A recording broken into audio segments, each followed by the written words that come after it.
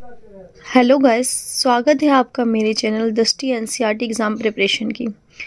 Guys, हमने पिछले chapter में एनसीईआरटी 6th क्लास की चैप्टर नंबर 6 किया था, महाजनपद काल। आज हम स्टार्ट करेंगे चैप्टर नंबर 7। हमारा चैप्टर नंबर 7 है मगध साम्राज्य। आज हम मगध के बारे में पढ़ेंगे। फर्स्ट हमारा आता है 6ठी से 4ठी शताब्दी ईसा पूर्व में मगध आधुनिक बिहार सबसे शक्तिशाली महाजनपद बन गया। बिहार जो है सबसे शक्तिशाली महाजनपद बन गया था। मगध क्षेत्र में खेती की उपज खास तौर पर अच्छी होती थी।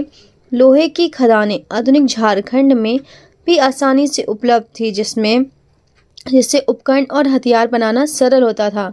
जंगली क्षेत्रों में हाथी उपलब्ध थे, जो सेना के एक महत्वपूर्ण अंग थे। साथ ही गंगा और इसकी उपनदियों में आवागमन सस्ता व सुलभ होता था।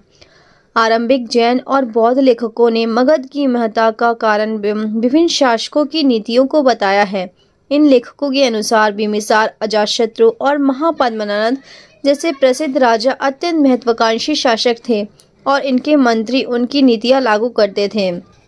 प्रारंभ में राजगृह आधुनिक बिहार के राजगीर का प्राकृत नाम मगध की राजधानी था। यह रोचक बात है कि इस शब्द का अर्थ राजाओं का घर होता था।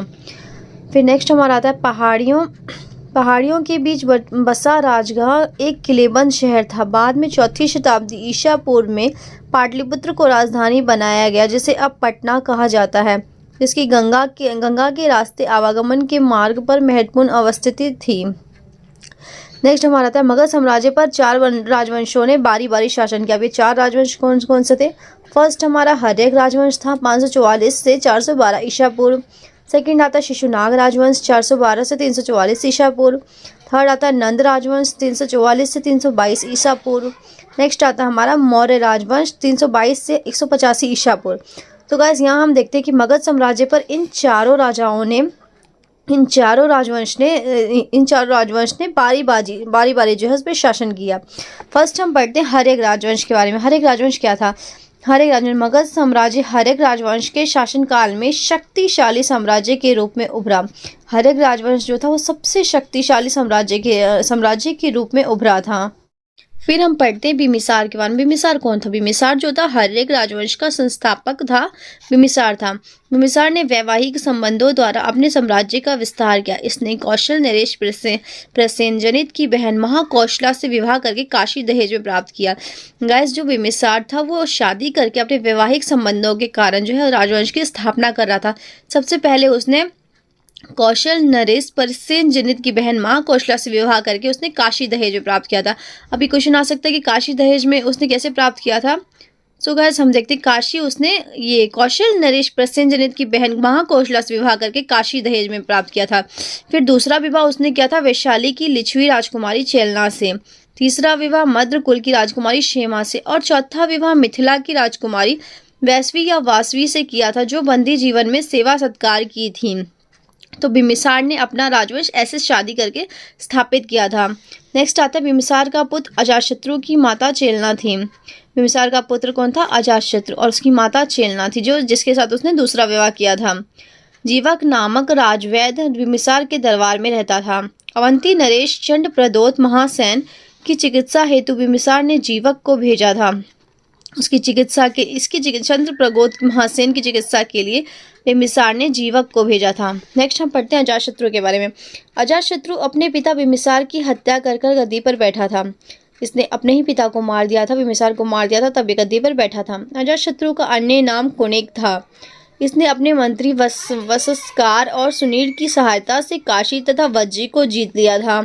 इसने सोन एवं गंगा नदी के संगम पर पाटलीग्राम नामक शहर बसाया था। अभी क्वेश्चन आ सकता है कि गंगा और सोन नदी के संगम पर कौन सा शहर जो है अजातशत्रु ने बसाया था? तो कौन सा था? पाटलीग्राम। नेक्स्ट हम पढ़ते हैं उदायन ने अपने पिता अजातशत्रु की हत्या करके गद्दी पर बैठा था। अब उदायन जो था उसने भी अपने पिता अजातशत्रु की हत्या करके ये भी गद्दी पर बैठा था। इसने पाटलिपुत्र की स्थापना की तथा उसे अपने साम्राज्य की राजधानी बनाया। हर्यक वंश के सभी शासकों ने अपने पिता की हत्या करके गद्दी पर बैठा था, इसलिए इस वंश को पितृहंता राजवंश कहते हैं।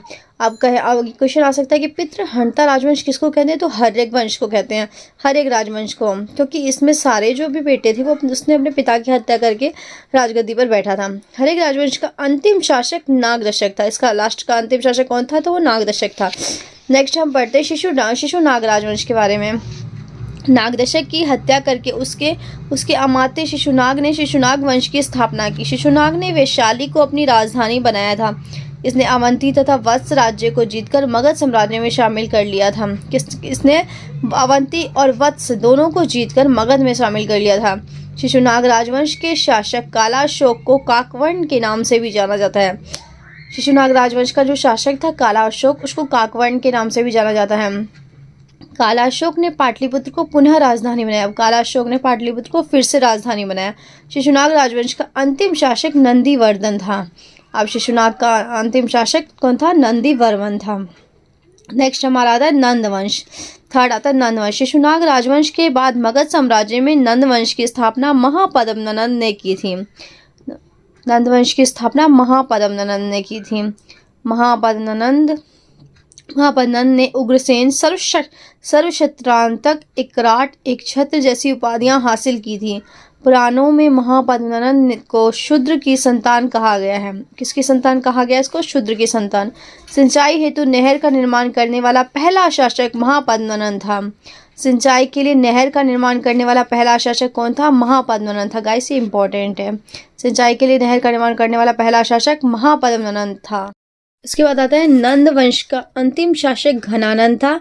इसे यूनानी विवरण में अग्रमीज तथा जैंद्रमीज कहा गया था। घनानंद सिकंदर का समकालीन था।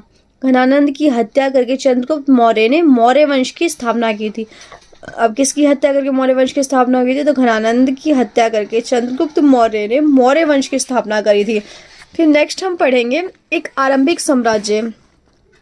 मगध के विकास के साथ साथ मौर्य साम्राज्य का उदय हुआ। मौर्य साम्राज्य के संस्थापक चंद्रगुप्त मौर्य लगभग 322 ईसा पूर्व का शासन पश्चिमी तौर में अफगानिस्तान और बलूचिस्तान तक फैला था। उसके पौत्र अशोक, जिन्हें आरंभिक भारत का सर्वप्रसिद्ध शासक माना जा सकता है, ने कलिंग, आधुनिक उड़ीसा पर विजय प्राप्त की।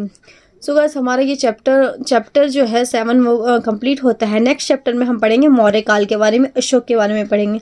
सो गाइस इस चैप्टर में अगर आपको कुछ भी डाउट रहता है, कुछ भी कन्फ्यूजन रहती है, तो वो हमें कमेंट करेगा। और वीडियो अगर पसंद आएगी तो प्लीज़ इसे लाइक, शेयर एंड सब्सक्राइब करिएगा।